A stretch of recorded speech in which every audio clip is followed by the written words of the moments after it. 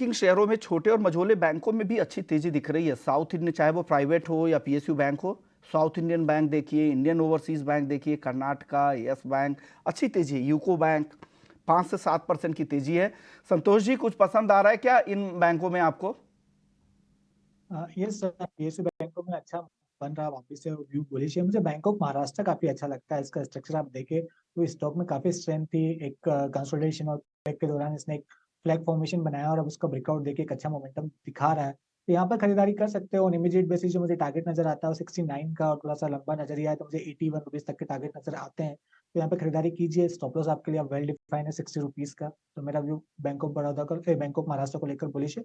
और दूसरे PSU banks भी like UCO bank, bank of India जैसे स्टॉक्स भी अच्छे नजर आ रहे हैं।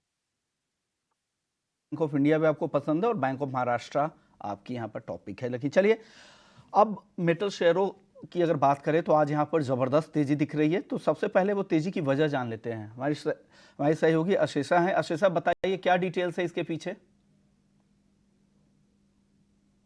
जी हाँ, आज के ट्रेडिंग सेशन में ही मेटल स्टॉक्स में काफ़ी तेज़ी देखने को मिल रही है। Hindustan copper, JSW steel, NALCO, Vedanta जैसे कुछ स्टॉक्स हैं जो टॉप गेनर्स हैं निफ्टी मेटल इंडेक्स में। अब ईयर टू डेट परफॉर्मेंस की बात करें तो निफ्टी 50 को आउट परफॉर्म किया है निफ्टी मेटल इंडेक्स ने। ईयर टू डेट बेसिस पर निफ्टी 50 अप 3.5% के गेंस के साथ ट्रेड कर रहा है, लेकिन निफ्टी मेटल इंडेक्स में 6 से 7% का अपमूव देखने को मिला है। कल कुछ पॉजिटिव डेटा आता हुआ नजर आया। चाइना का पीएमआई मैन्युफैक्चरिंग इंडेक्स का डेटा एक्सपेक्टेशन से काफ़ी अच्छा आया। याद रखें, चाइना के रियल एस्टेट रिकवरी को लेकर काफ़ी कंसर्न्स थे, बट अब शायद कुछ पॉजिटिव साइंस नज़र आ रहे हैं, जिसके चलते ग्लोबल कमोडिटी मार्केट को एक पॉजिटिव मोमेंटम मिला है और जिसी के चलते निफ्टी मेटल स्टॉक्स में भी आज काफ़ी तेज़ी देखने को मिल रही है। उसमें सबसे पहले कॉपर प्राइसेस की बात करते हैं तो कॉपर प्राइसेस में पिछले कुछ दिनों में काफ़ी तेज़ी देखने को मिली है। एक महीने की बात करें तो कॉपर प्राइसेस 4% से ज़्यादा के बढ़े हैं। Chinese copper smelters production cut consider कर रहे हैं, जिसके चलते ग्लोबल अंडर सप्लाई हो सकता है, जिसके चलते कॉपर प्राइसेस में बढ़ोतरी देखने को मिल रही है। इनफैक्ट गोल्डमैन सैक्स की एक रिपोर्ट आई है और उनका मानना है कि कॉपर प्राइसेस $10,000 पर टन के आसपास भी जा सकते हैं इस साल में। तो काफ़ी पॉजिटिव नज़रिया आता हुआ दिखाई दे रहा है कॉपर प्राइसेस के लिए। इसके अलावा आयरन ओर प्राइसेस की बात करते हैं तो आयरन ओर प्राइसेस में भारी गिरावट देखने को मिली है। $96 पर टन के आसपास आ गया है। 10-11 मंथ लो लेवल्स पर कॉपर प्राइसेस है।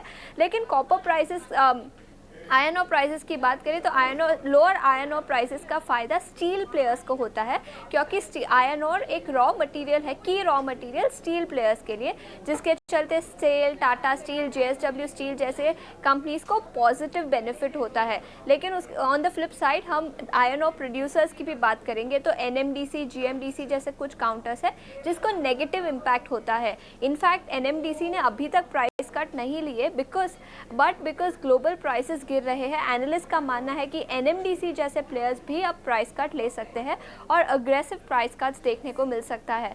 तो all in all copper prices rising trend पर है, लेकिन आयरन और प्राइसेस में गिरावट देखने को मिल रही है, जिसका पॉजिटिव इम्पैक्ट स्टील प्लेयर्स पर देखने को मिलेगा। बिल्कुल, बहुत बहुत शुक्रिया आशीष आपका ये पूरी जानकारी देने के लिए। तो आज मेटल स्टॉक्स का दिन है और हम देख रहे हैं कि निफ्टी मेटल इंडेक्स देखिए अब 3.5% ऊपर कारोबार कर रहा है। काफ़ी स्ट्रॉन्ग नंबर्स आए हैं चीन के तरफ से, तो उसने तो आज ट्रिगर का काम किया ही, और बाकी सारे फैक्टर्स भी अभी आशीषा हाईलाइट कर रही थी आपके लिए।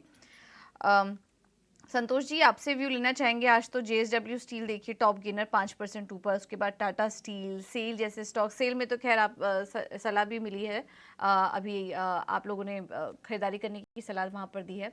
और कौन से स्टॉक्स हैं मेटल स्पेस में जो आपको अच्छे लग रहे हैं? क्या इस तेजी में लार्ज कैप कंपनियों के साथ जाना चाहिए?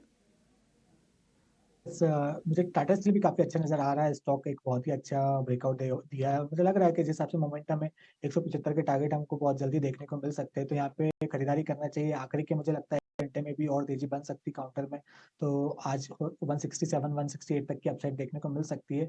162 का स्टॉप लॉस रहेगा और किसी का पोजिशनल नजरिया है तो 160 के स्टॉप लॉस से खरीदारी कर सकते हैं फॉर द टारगेट ऑफ 175।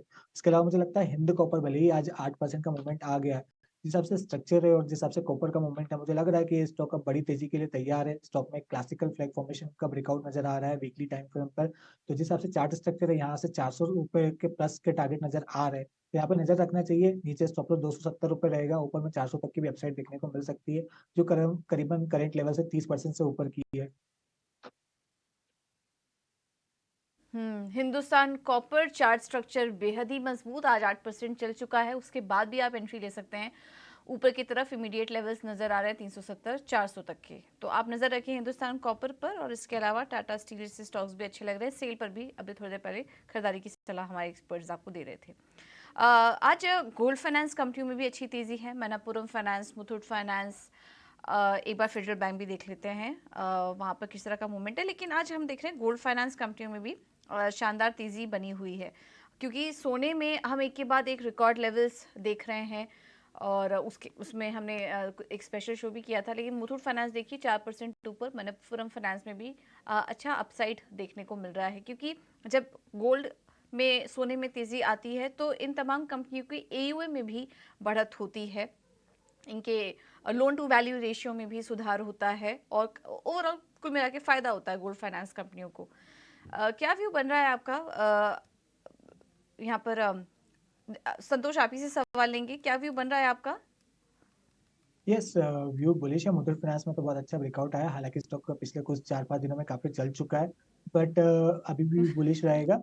कोई पुल बैक आता है, कंसोलिडेशन मिलता है तो खरीदारी कीजिएगा। स्टॉक जितना 1500 रुपए के नजदीक मिलेगा, आपके लिए रिस्क रिवॉर्ड उतना फेवरेबल रहेगा, क्योंकि जो ऊपर के टारगेट आ रहे हैं 1700 रुपए तक के आ रहे हैं।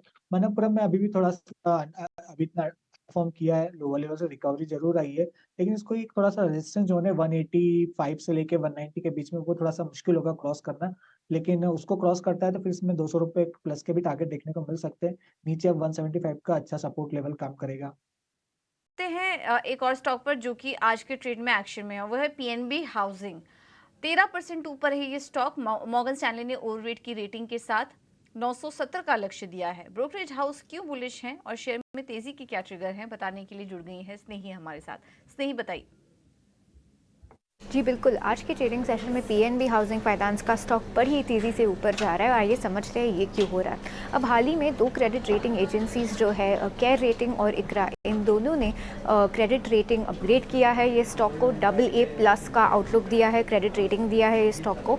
और इसके पीछे मॉर्गन स्टैनली ने भी एक नोट निकाला है PNB हाउसिंग के लिए। उन्होंने अपना ओवरवेट स्टांस मेंटेन किया है और टारगेट प्राइस रखा है 970 रुपीज़ पर, जो कि करंट मार्केट प्राइस से कहीं ऊंचा है। वो कहते हैं कि ये डेवलपमेंट कंपनी के लिए, उनके प्रॉफिटेबिलिटी के लिए काफ़ी अच्छी है। उनका लोन बुक का ग्रोथ और जो है वो भी काफ़ी समय के लिए अच्छा रह सकता है इसके बेसिस पर, और लोन स्प्रेड्स और लोन ग्रोथ की भी काफ़ी फ़ायदा होगा इस क्रेडिट रेटिंग के अपग्रेड पर। वो कहते हैं कि स्टॉक हैज़ अंडर परफॉर्म्ड, वो लास्ट 2 महीने में जो स्टॉक ने अंडर परफॉर्म किया है शायद वो मिड कैप और स्मॉल कैप के सेलिंग प्रेशर की वजह से था, बट मॉर्गन स्टैनली का ये मानना कि अब स्टॉक को खरीदने के लिए अच्छा टाइम है फ्रॉम अ नियर और मीडियम टर्म पर्सपेक्टिव। आइए समझते हैं कि कंपनी ने हमको Q3 के टाइम पर क्या बोला था। कंपनी एक्सपेक्ट करती है कि मार्जिन 3.5 से 3.6% तक रहेंगे नियर टर्म के लिए।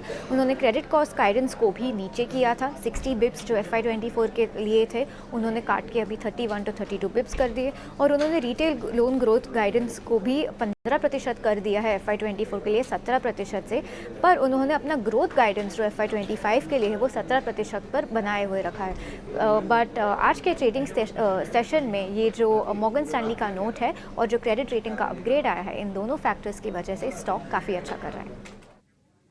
बिल्कुल, तो क्रेडिट रेटिंग के अपग्रेड के चलते AA+ की रेटिंग दी गई है।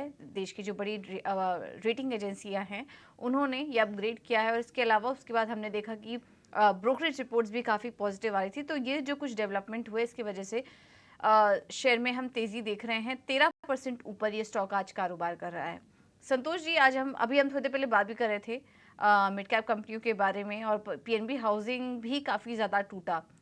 आज काफ़ी शानदार रिकवरी देखने को मिल रही है। क्या करना चाहिए? मौजूदा स्तर क्या सही है एंट्री लेने के लिए, या फिर थोड़ा करेक्शन आ जाए फिर यहाँ पर खरीदारी करें? इस स्टॉक की बात करें तो स्टॉक का ओवरऑल स्ट्रक्चर बुलिश था। हमने एक हेल्दी करेक्शन देखा अब कोई ट्रेडिंग के पर्सपेक्टिव से लेना चाहता है तो रिस्क रिवॉर्ड अब फेवरेबल नहीं बनता, क्योंकि रेजिस्टेंस के आसपास है 740 से 760 एक रेजिस्टेंस जोन है। लेकिन किसी का थोड़ा सा मीडियम टर्म नजरिया है, थोड़ा सा लॉन्ग टर्म नजरिया है, तो अभी भी खरीद सकता है। और कोई ट्रेडिंग के लिए लेना चाहे तो कोई पुल बैक मिले, अगर लकीली आपको 680 के आसपास कोई पुल बैक मिल जाए तो फिर वो एंट्री के लिए अच्छा मौका रहेगा। व्यू बुलिश है, ट्रेडिंग के लिए इस लेवल पर रिस्क रिवॉर्ड फेवरेबल नहीं है। आज फेवरेबल नहीं लग रहा है। जिनके पास है उनको तो फायदा हो रहा होगा, लेकिन फ्रेश एंट्री मत कीजिए, थोड़ा नीचे आ जाए तब यहाँ पर एंट्री लेने की कोशिश कीजिए पीएनबी हाउसिंग में। ओवरऑल व्यू काफी पॉजिटिव है स्टॉक पर।